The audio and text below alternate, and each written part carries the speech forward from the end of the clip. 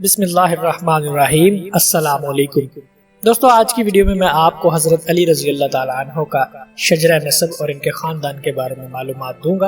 امید کرتا ہوں کہ آپ کو یہ ویڈیو پسند آئے۔ علی بن ابی طالب بن عبد المطلب۔ علی بن ابی طالب رضی اللہ تعالیٰ عنہ رسول اللہ صلی اللہ علیہ وسلم کے چچا زاد بھائی ہیں۔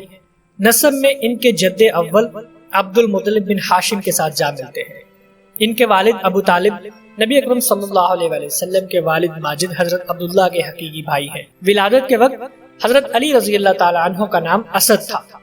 یہ نام ان کی والدہ نے اپنے والد اسد بن ہاشم کے نام پر رکھا تھا۔ اس کی دلیل غزوہ خیبر کے موقع پر ان کے رجزیہ شعر میں ملتی ہے۔ انہوں نے فرمایا، میری ماں نے میرا نام حیدر رکھا ہے، جنگل کے اس شیر کی مانند جو خوفناک منظر کا حامل ہو۔ ان کی ولادت کے وقت حضرت ابو طالب موجود نہیں تھے۔ جب وہ آئے تو انہیں یہ نام اچھا نہیں لگا، انہوں نے ان کا نام علی رکھ دیا۔ حضرت علی کی کنیت۔ حضرت علی رضی اللہ تعالیٰ عنہ کے بڑے بیٹے حسن رضی اللہ تعالیٰ عنہ کی نسبت سے ان کی کنیت ابو الحسن ہے۔ حضرت حسن رضی اللہ تعالیٰ عنہ کی والدہ فاطمہ بنت رسول اللہ صلی اللہ علیہ وسلم ہے۔ حضرت علی کی کنیت ابو تراب بھی ہے، جو نبی اکرم صلی اللہ علیہ وسلم نے فرمائی تھی۔ جب انہیں اس کنیت سے پکارا جاتا تھا وہ بہت خوش ہوتے تھے۔ اس کا سبب یہ بنا کہ ایک دن رسول اللہ صلی اللہ علیہ وسلم حضرت فاطمہ کے گھر تشریف لائے۔ علی رضی اللہ تعالیٰ عنہ گھر میں نہ پایا، پوچھا تمہارے چچا کے بیٹے کہاں ہیں؟ وہ فرمانے لگی، میرے اور ان کے درمیان کچھ انبن ہوئی تھی، ناراض ہو کر کہیں چلے گئے ہیں۔ انہوں نے گھر میں قیلولہ بھی نہیں کیا۔ رسول اللہ صلی اللہ علیہ وسلم نے ایک شخص سے فرمایا، دیکھو وہ کہاں ہیں؟ اس نے واقعہ آ کر بتایا، اللہ کے رسول وہ مسجد میں سو رہے ہیں۔ رسول اللہ صلی اللہ علیہ وسلم تشریف لائے، دیکھا کہ حضرت علی رضی اللہ تعالیٰ عنہ لیٹے ہوئے ہیں۔ اوڑھنے والی چادر ایک جانب سے گری ہوئی ہے اور جسم پر مٹی لگی ہوئی ہے۔ رسول اللہ نے ان کے جسم سے مٹی پونچھتے ہوئے فرمایا، اٹھو اٹھو اے ابو تراب۔ صحیح بخاری کی ایک روایت میں ہے کہ نبی اکرم صلی اللہ علیہ وسلم ہی نے ان کی یہ کنیت رکھی تھی۔ حضرت علی رضی اللہ تعالیٰ عنہ کی دیگر کنیتوں میں ابو الحسن کے علاوہ ابو الحسین، ابو القاسم الہاشمی اور ابو السبتین بھی شامل ہیں۔ حضرت علی رضی اللہ تعالیٰ عنہ کا لقب، آپ کا لقب امیر المومنین ہے اور آپ چوتھے خلیفہ راشد ہیں۔ حضرت علی رضی اللہ تعالیٰ عنہ کی پیدائش۔ حضرت علی رضی اللہ تعالیٰ عنہ کی تاریخ پیدائش کے تعین میں متعدد اور مختلف روایات ملتی ہیں۔ حسن بصری رحمۃ اللہ علیہ کا کہنا ہے کہ حضرت علی کی ولادت بعثت سے 15 یا 16 سال پہلے ہوئی۔ ابن اسحاق کا قول ہے کہ ان کی ولادت بعثت سے 10 سال پہلے ہوئی۔ حافظ ابن حجر رحمۃ اللہ علیہ نے انہی کی رائے کو ترجیح دی۔ محمد بن علی الباقر سے اس بارے میں دونوں قول نقل کیے گئے ہیں۔ ایک قول تو وہی ہے جس کا ابن اسحاق نے ذکر کیا ہے اور ابن حجر نے اسے قابل ترجیح قرار دیا ہے، یہ کہ حضرت علی رضی اللہ تعالیٰ عنہ کی ولادت بعثت سے 10 سال قبل ہوئی۔ دوسرے قول کے مطابق ان کی ولادت بعثت سے 5 سال پہلے ہوئی۔ اخبار مکہ کے مؤلف علامہ فاقہی کا کہنا ہے کہ علی رضی اللہ تعالیٰ عنہ بنو ہاشم میں سے تھے۔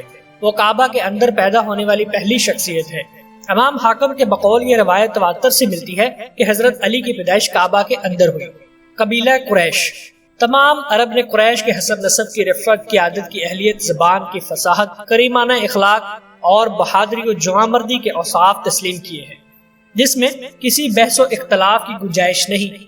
وہ ابراہیم خلیل اللہ کی شریعت کے بڑے حصے پر کاربند اور باہمی الفت و محبت کی زندگی بسر کر رہے تھے۔ وہ ان بدوؤں کی طرح نہیں تھے جنہیں نہ دین نے باوقار بنایا، نہ وہ آداب زندگی سے مزین ہوئے۔ قریش اپنی اولاد سے محبت کرتے تھے، بیت اللہ کا حج کرتے تھے، مناسک حج قائم کرتے تھے اور اپنے مردوں کو کفن پہناتے تھے، حالت جنابت میں غسل کرتے تھے، ظالم سرداروں سے بیزار تھے، مجوسیت سے دور تھے، غیرت کے باعث بیٹی، نواسی، ہمشیرہ اور بھانجی سے نکاح سے پرہیز کرتے تھے۔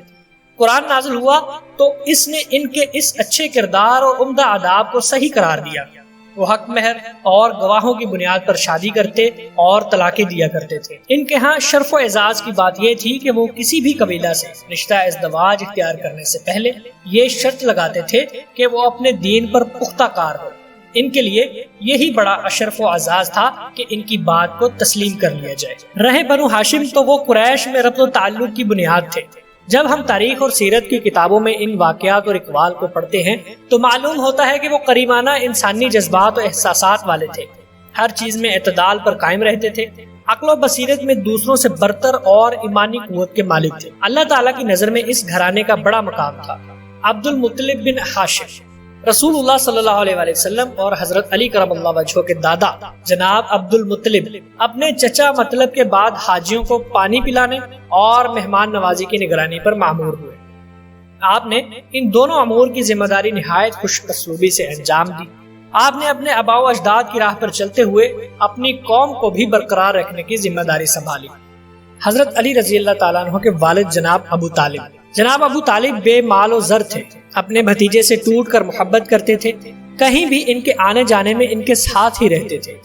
دادا کے بعد آپ کے سرپرست جناب ابو طالب ہی بنے اور ہمیشہ انہی کے ساتھ رہے۔ جب رسول اللہ صلی اللہ علیہ وآلہ وسلم نے لوگوں کو اللہ کی طرف دعوت دی اور کھلم کھلا اعلان حق کیا تو ابو طالب آپ کی حمایت میں ڈٹ کر کھڑے ہوئے۔ انہوں نے آپ کی نصرت کرنے اور کسی بھی حالت میں آپ صلی اللہ علیہ وآلہ وسلم کی مدد سے دستبردار نہ ہونے کا اعلان کیا۔ اس بات سے اہل قریش بھڑک اٹھے، ان کے غم و غصے، حسد اور مکر و فریب میں شدت آ گئی۔ رسول اللہ صلی اللہ علیہ وآلہ وسلم نے جناب ابو طالب کی شفتگی اور رواداری کی بڑی حیران کن باتیں سننے کو ملتی ہیں۔ جناب ابو طالب نے اپنے انجام کو اپنے مقدس بھتیجے کے انجام سے وابستہ کر دیا تھا۔ انہوں نے بنی ہاشم کے سردار ہونے کا یہ فائدہ اٹھایا کہ بنی ہاشم اور بنی مطلب کے مسلمانوں اور مشرکوں کو موت و حیات کے وقت ایک ہی معاہدے میں منسلک کر دیا۔ انہوں نے اپنے بھتیجے حضرت محمد صلی اللہ علیہ وآلہ وسلم کو ڈنکے کی چوٹ پر ایسی کھلم کھلا پناہ دی جس میں پسپائی کا کوئی تصور نہ تھا۔ جناب ابو طالب نے نبوت کے 10ویں سال 15 شوال کو وفات پائی۔ اس وقت ان کی عمر 80 سال سے کچھ اوپر تھی۔ حضرت علی رضی اللہ تعالی عنہ کی والدہ ماجدہ جلیل القدر صحابیہ سیدہ فاطمہ بنت اسد بن ہاشم بن عبد مناف بن قصی حضرت علی رضی اللہ تعالی عنہ کی والدہ ہے۔ وہ پہلی ہاشمی خاتون ہیں جنہوں نے ہاشمی بیٹے کو جنم دیا۔ جب رسول اللہ صلی اللہ علیہ وآلہ وسلم کے چچا جناب ابو طالب نے اپنے والد عبد المطلب کی وصیت کے مطابق آپ کی کفالت کی ذمہ داری اٹھائی تو آپ صلی اللہ علیہ وآلہ وسلم نے اس دوران میں حضرت فاطمہ کا بہت خیال رکھا۔ رسول اللہ صلی اللہ علیہ وآلہ وسلم کی والدہ کی وفات کے بعد یہی عظیم خاتون آپ کی والدہ کے درجے میں تھی۔ وہ آپ کے تمام کام انجام دیتی تھی اور آپ کی تمام ضروریات کا بھرپور خیال رکھتی تھی۔ نبی پاک صلی اللہ علیہ وآلہ وسلم نے اپنی زندگی کا کچھ حصہ حضرت فاطمہ کے زیر سایہ بسر کیا اور انہیں اسلام کی دعوت دی۔ انہوں نے اس دعوت پر لبیک کہا اور قبول اسلام کے لیے سبقت لے جانے والی اولین شخصیات شمار ہوئے۔ آپ ان خواتین اسلام میں بہت ممتاز تھیں جنہوں نے فضیلت کے میدان میں بلند مقام حاصل کیا۔ آپ نے سیدہ فاطمہ الزہرا کے معاملہ میں بھی نہایت شفقت و مہربانی کی اعلیٰ مثال قائم کی اور ان کے عزت مآب والد صلی اللہ علیہ وآلہ وسلم کے ساتھ بے مثال حسن سلوک کا برتاؤ کیا۔ حضرت علی سے روایت ہے، انہوں نے فرمایا میں نے اپنی والدہ سے کہا میں فاطمہ بنت رسول اللہ کے لیے پانی کا انتظام کرنے اور ضروریات پوری کرنے کے لیے کافی ہوں اور وہ آپ کے لیے آٹا پیسنے اور گوندنے کے لیے کافی ہے۔ حضرت علی رضی اللہ تعالیٰ عنہ کے بھائی جناب ابو طالب کے 4 بیٹے تھے۔ ان کے نام طالب، عقیل، جعفر اور علی رضی اللہ تعالیٰ عنہ ہیں۔ ان کے علاوہ 2 بیٹیاں ام ہانی اور جمانہ تھی۔ یہ سب اولاد حضرت فاطمہ بنت اسد سے تھی۔ ان میں سے ہر بھائی کے درمیان 10 سال کا فرق تھا۔ طالب عقیل سے 10 سال بڑے تھے اور جعفر حضرت علی رضی اللہ تعالیٰ عنہ سے 10 سال بڑے تھے۔ غزوہ بدر کے بعد طالب شرک کی حالت میں فوت ہو گئے۔ کہا جاتا ہے کہ وہ کہیں چلے گئے اور پھر واپس نہیں آئے۔ بعد میں ان کا کوئی پتہ نہیں چلا۔ وہ رسول اللہ صلی اللہ علیہ وآلہ وسلم سے بڑی محبت کرتے تھے۔ عقیل بن ابی طالب، ان کی کنیت ابو یزید ہے۔ وہ فتح مکہ کے سال ایمان لائے۔ کہا جاتا ہے کہ وہ حدیبیہ کے واقعے کے بعد ہلکا بگوش اسلام ہو گئے تھے۔ انہوں نے 8 ہجری کو ہجرت کی۔ بدر کے موقع پر قیدی بنے تو ان کے چچا حضرت عباس نے ان کو آزادی دلائی۔ جعفر بن ابی طالب، وہ اسلام قبول کرنے والوں میں سابقین میں سے ہیں۔ مساکین سے بڑی محبت کرتے تھے، ان کے ساتھ بیٹھتے تھے، ان کی خدمت کرتے تھے اور ان سے خوب گفت و شنید کیا کرتے تھے۔ انہوں نے حبشہ کی جانب ہجرت کی۔ نجاشی اور اس کے پیروکاروں نے انہی کے ہاتھ پر اسلام قبول کیا۔ ام ہانی بنت ابی طالب نبی پاک صلی اللہ علیہ وآلہ وسلم کی چچا زاد ہیں۔ ان کا نام فاختہ بتایا جاتا ہے۔ بعض نے ان کا نام فاطمہ اور بعض نے ہند بتایا ہے۔ پہلا نام ہی زیادہ مشہور ہے۔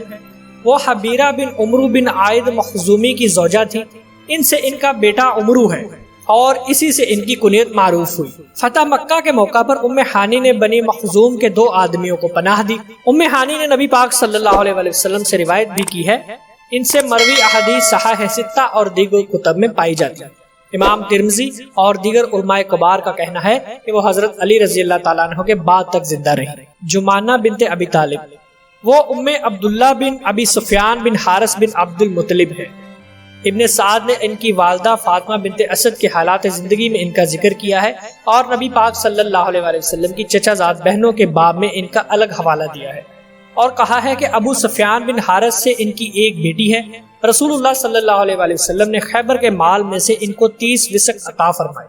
سیدنا علی رضی اللہ تعالیٰ عنہ کی ازواج و اولاد: فاطمہ بنت رسول اللہ صلی اللہ علیہ وآلہ وسلم سے ان کے بیٹے حسن رضی اللہ تعالیٰ عنہ اور حسین رضی اللہ تعالیٰ عنہ اور 2 صاحبزادیاں زینب کبریٰ اور ام کلثوم کبریٰ پیدا ہوئی۔ سیدہ فاطمہ سیدنا علی رضی اللہ تعالیٰ عنہ کی سب سے پہلی بیوی ہیں۔ ان کی وفات تک انہوں نے کسی سے شادی نہ کی۔ خولہ بنت جعفر بن قیس بن مسلمہ سے محمد بن الحنفیہ پیدا ہوئے۔ لیلہ بنت مسعود بن خالد سے عبید اللہ اور ابو بکر پیدا ہوئے۔ ام البنین بنت حزام سے عباس اکبر، عثمان، جعفر اکبر اور عبداللہ پیدا ہوئے۔ اسماء بنت امیس سے یحییٰ اور اون پیدا ہوئے۔ صحبہ سے عمر اکبر کے علاوہ رقیہ پیدا ہوئی۔